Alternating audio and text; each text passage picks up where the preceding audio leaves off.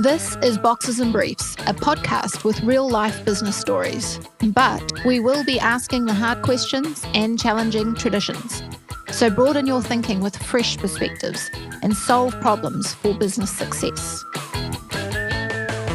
Welcome to Boxes and Briefs. My name's Lisa. I'm Kelly. And in this episode, we have with us Mr. Jon Randles. Hello. Hi. Hello. Welcome.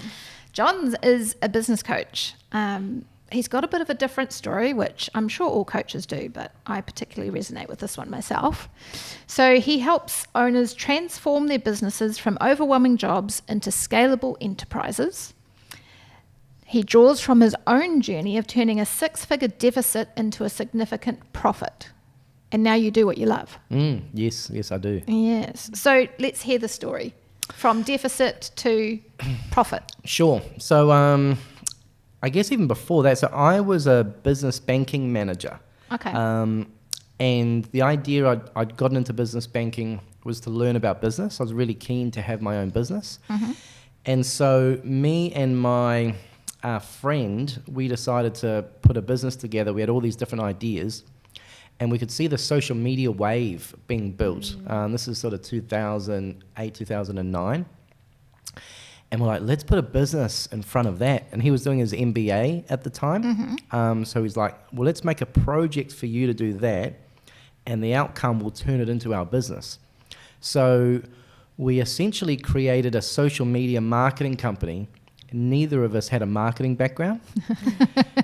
But because we were early, we were able to get some pretty good clients at the start. So Hell Pizza was our first client. Wow. And been with our company 15 years later. So they're still... And is that from the banking relationship that... No, they were my friends. Because when I was at uni, I was working with Hell when they opened their second store. Right. So okay. I kind of knew them from there. So when I was ready to set up my enterprise, I was like, hey guys, can we do your social media? And they're like, we don't know what you're talking about, but go for it. Like, this was really, really early. So we got up and running. We, again, had some good clients. We looked really good on the outside. So picked up some AMP, Fletcher Building, a number of, really good blue chip clients. But on the inside, we just weren't being run well as a business. Okay. And so money was coming in, but more money was going out. Okay. I see. And we just kept falling further and further, eventually to like six figures in the red, going south, going over our overdraft limit. We were using credit cards to shuffle money around to pay wages and stuff like that. So the stress. Very stressful. Yeah. I was having anxiety issues at the time that sort of came from that. So it was really, really intense. And so we had a mentor come into our business and we couldn't afford him, but we couldn't afford not to. Yeah. And what we did, he didn't really know anything about our business. He didn't come from the background or anything like that. But, and this is what I say I do, I say my tools are like a mirror and a spotlight. So using the spotlight to shine areas and going, are you doing that? Who's doing this bit? Have you forgotten about that? So shining lights on areas that we hadn't really been looking at. Yeah. And then holding up a mirror to say, are you going to be accountable? Right. Are you going to do this? Yeah. And so essentially we put what we call like the right projects. So by working on the right projects at a time, so we're busy in our business and the projects are on the business. And we would work on one and focus and get it done. Then we'd do another, focus, get it done, and in a kind of a systematic approach. And in 12 months, we went from six figures in the red to six figures in our bank account. That quickly? 12 months. So life-changing, changed my life, and really put a fire into the business to make it a successful enterprise that it is now. Yeah. And then it was about 3 years ago, my business partner and I were doing some planning, and we'd mapped out an org chart. What do we need this to look like to go forward? And I was looking at one of the circles, and I was thinking, I'm not sure if we need that circle. And so I rubbed it out, and that was me. And he's like, oh, wow, are you sure? And I was like, yeah, I think, with the business is at a point, we would pay ourselves dividends. So the business was profitable. Yep. And I was like, I do think it's, it's time. It was, 12 years from start. Yeah. And at first I was thinking, what shall I do? So I swanned around for a little while going, wonder what I'm going to do when I grow up. And then our mentor had said to me, you should get into this business coaching. Like, it's right up your alley. Because I've got the marketing company background, I've got the business banking experience, but also I used to run a language school in Japan. And I'm trained by Cambridge on how to teach people. Okay. Yep. So it's one thing having all the knowledge, but it's another thing to be able to impart it for people to take action with it. And yeah, essentially I've sort of really found my lane. It's something I'm really passionate about, and helping people move their dial.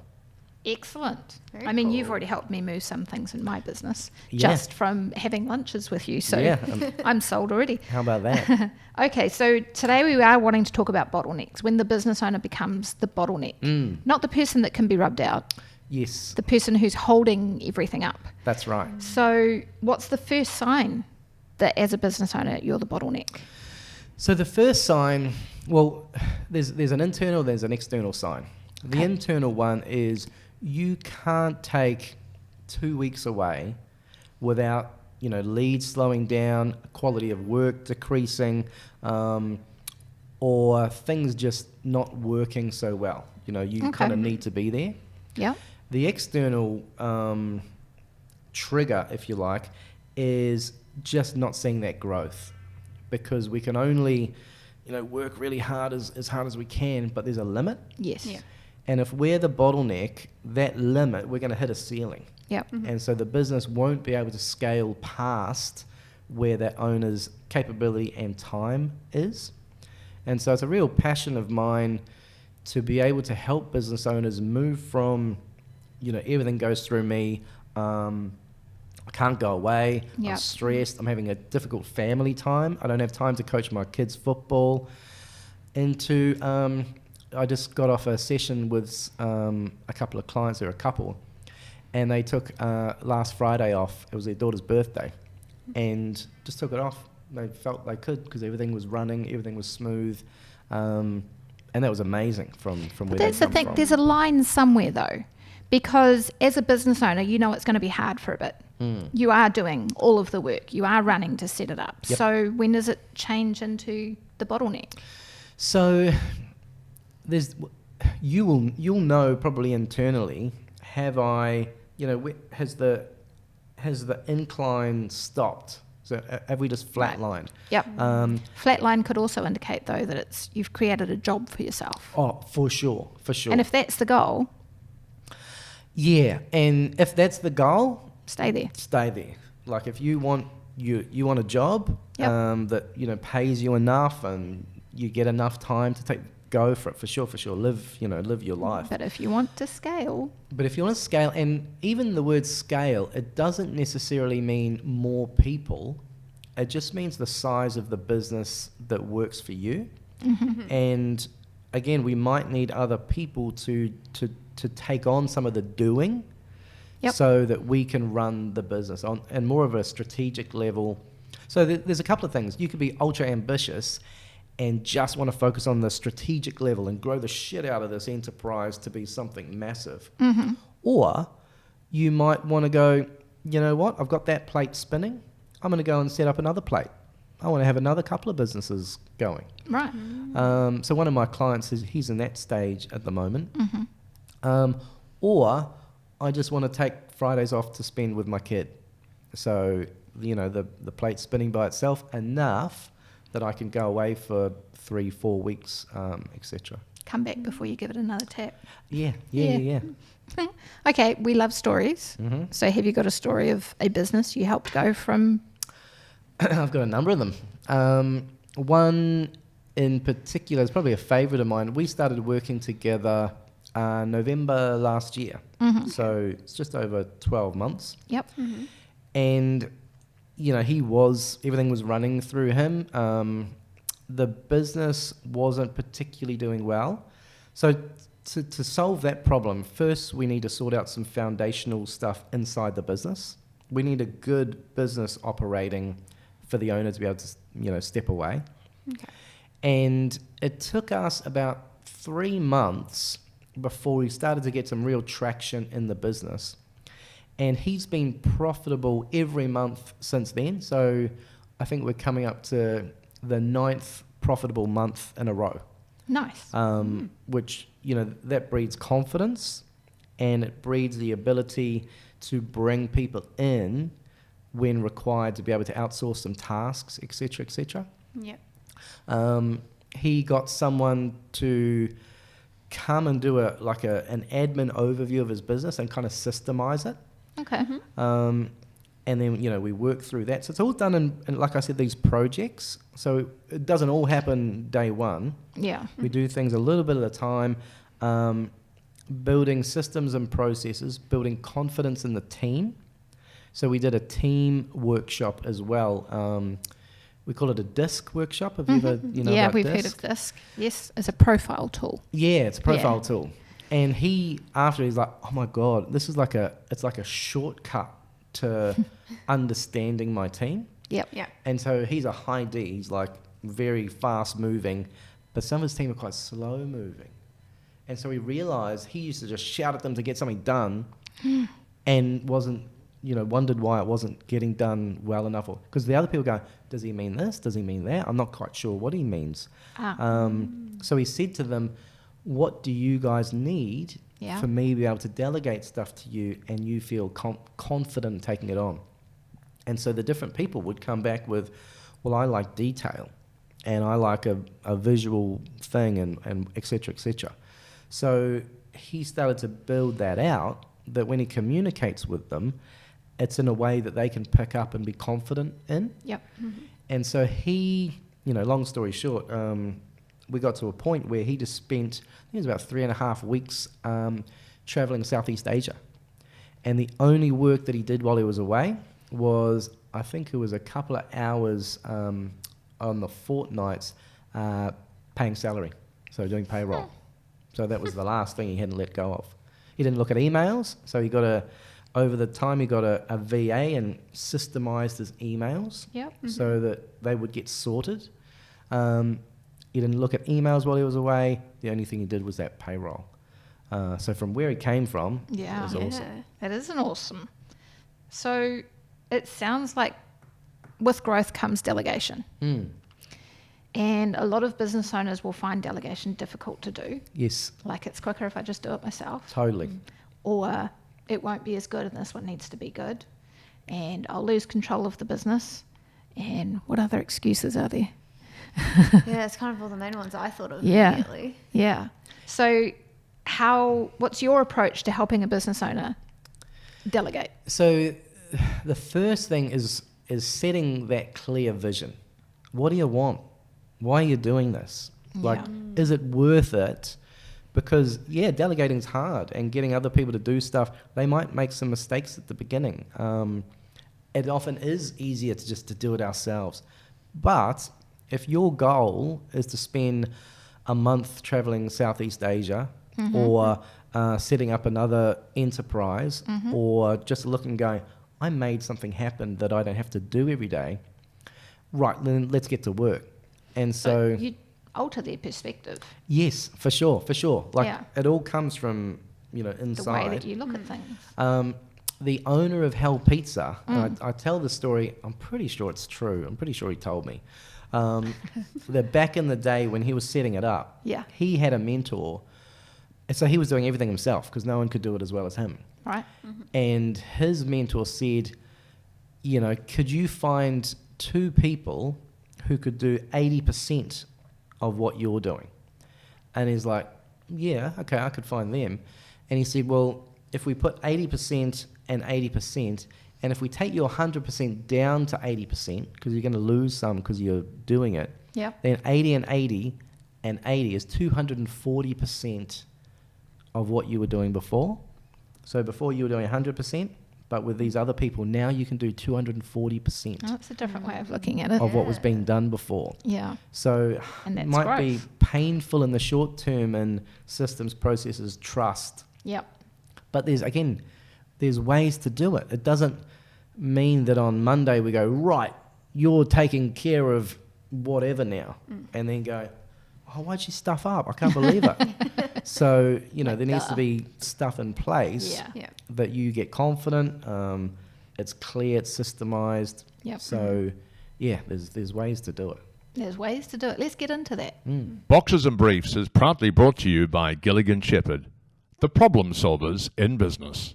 All right, let's get into it. If business owners can identify which tasks they keep doing versus which ones they should delegate, how do you walk them through that? Yeah, so what it's really good to do is, I've got a little one-pager. I could even send it out if people would like this one-pager, where we look at our week and the tasks that we're doing, and we sort of separate them from low payoff activities to high payoff activities. And a real simple way to work this out is, what are the $25 an hour tasks and what are the $250 an hour tasks? Okay.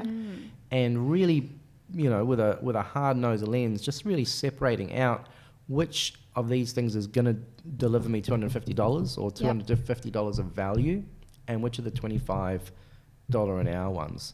So that's a real quick way to look at it. There's also, and again, I've got another one for this as well, the Stephen Covey matrix, or the Eisenhower matrix, that talks about the different quadrants. Yeah, what is it? What is important and not important? That's right. So there's important, not important, and then there's urgent and not urgent. Yeah. Yeah. And where I want my clients to spend their time, and essentially my job or our work together, is moving away from quadrant 1 and 3, which are the urgents, the urgent and important, which is often client work. Yeah.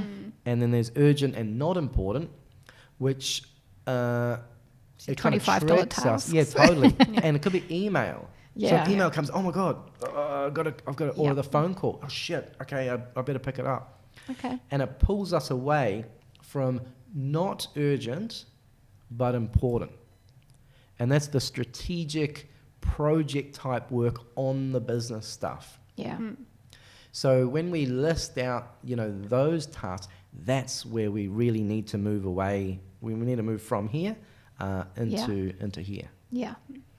I mean, there's lots of these kind of diagrams, tables, formulas. There's lots of them out there. I guess it's your brain that is knowing which one to apply when. Yes. And as a coach, a lot of my clients, they already know what they need to do. They just need someone to hold them accountable and also remove a lot of the noise and the distractions. Yep. Yep. So they know, and if we remove all the noise and distractions, they go, oh, I need to do that thing. Yeah. Great. When are you going to do it by? Next week. Okay. So I'll come in next time. Let's see if you got that done. When a business is scaling, is there any way to put cotton wool around it? Like, when you delegate, they might do it wrong the first time, and you've just kind of got to get over it because it'll get better. Yes. But protecting the business or the clients from stuff like that, is there any way to look after it? Yeah, for sure. So exactly like you said, maybe wrapping cotton wool around it. It's a small task at the beginning, and then it gets bigger next time, or it's a component of a task, or you go and do it and then show me before it goes to the client. Right. So like I So said, we're it not might giving make some of the keys to the Lamborghini. Yeah, it might make the bottleneck worse for a little bit. Yes, but there's a plan to it now. Yeah. So we're excited because, there's a vision. We're moving Yeah. towards the vision. Well, I mean, business owners can find this stuff in books and podcasts online. They can try and self-do it. But ultimately, they need to spend time working on the business instead of in the business, right? Yes. What should that, what am I trying to say, time ratio be? Well, we want to, and it depends where we start. So we want it more on the business than it was before. So whatever it the should starting point is. scale it Yeah. When you start, you're on the desk. On the tools, Yep. having to do the stuff. Yep. And then ideally, we want to get to a point where we're not. So this client that I talked about before, in 12 months, he's hyper-focused on those quadrant 2 on the business tasks. Yep. That he doesn't do client work now. And if there's a client error, he doesn't care anymore. He's like, because it's 1 of 100. Right. Whereas before it was everything. Yeah, 'cause I'm in yeah. it. But now it's like Ray Kroc, the owner of McDonald's, if someone dropped a hamburger in an LA restaurant, Yep. how many shits does he give?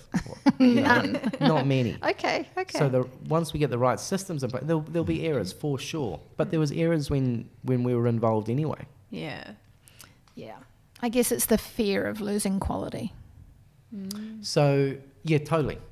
And the way that we do, again, our job has now changed. So instead of us being the doer, we're on top, we're the business owner, we're the leader of this ship, of this enterprise. And so we need to get better. We need to have more skill at managing, at delegating, at reducing errors.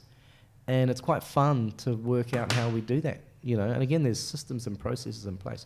To build a business, we can rely on hard work, we can rely on guesswork, or we can rely on a framework.